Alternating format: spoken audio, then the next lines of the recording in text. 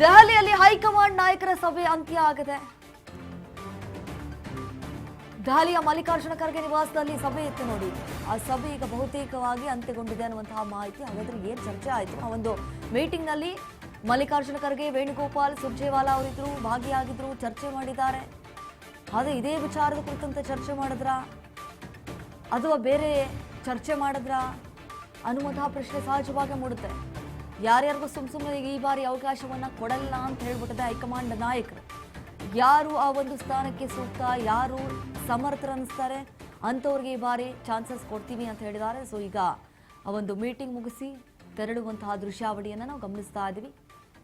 KC. Venugopal ಹಾಗೆ ರಣದೀಪ್ ಸಿಂಗ್ ಸುರ್ಜೇವಾಲಾ ಈಗ ತೆರಳುತ್ತಾ ಇರುವಂತಹ ದೃಶ್ಯಾವಳಿ.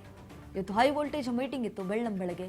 ಯಾಕಂತಂದ್ರೆ ಇವತ್ತು ಪಟ್ಟಿಯನ್ನ ಈಗಾಗಲೇ ಫೈನಲ್ ಮಾಡಿದ್ದಾರೆ. ಸೊ ಅದನ್ನ ಈಗ ರವಾನೆ ಮಾಡಬೇಕಾಗಿದೆ.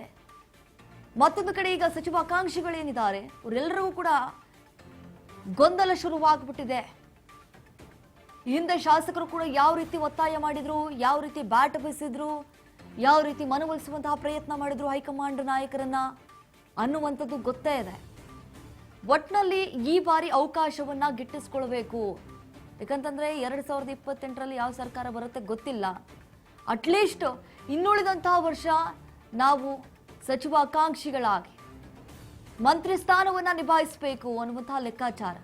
ಹಾಗಾಗಿ ಎಲ್ಲರ ಚಿತ್ತ ಹೈಕಮಾಂಡ್ನತ್ತ ಅನ್ನೋ ಹಾಗೆ ಎಲ್ಲರೂ ಈಗ ಕಾದು ಕುಳಿತು ಬಿಟ್ಟಿದ್ದಾರೆ. ಏನಾಗುತ್ತೆ ಭವಿಷ್ಯ ಅಂತ ಹೇಳಿ ಇವತ್ತವರ ಭವಿಷ್ಯ ಹೈಕಮಾಂಡ್ ನಾಯಕರು ಬರೆಯಲಿದ್ದಾರೆ. ಯಾರೆಲ್ಲ ಆ ಒಂದು ಲಿಸ್ಟ್ ನಲ್ಲಿ ಇದ್ದಾರೆ ಅನ್ನುವಂಥದ್ದು ಈಗ ನಿಗೂಢವಾಗಿದೆ. ಫುಲ್ ಸಸ್ಪೆನ್ಸ್ ಆಗಿ ಇಟ್ಬಿಟ್ಟಿದ್ದಾರೆ.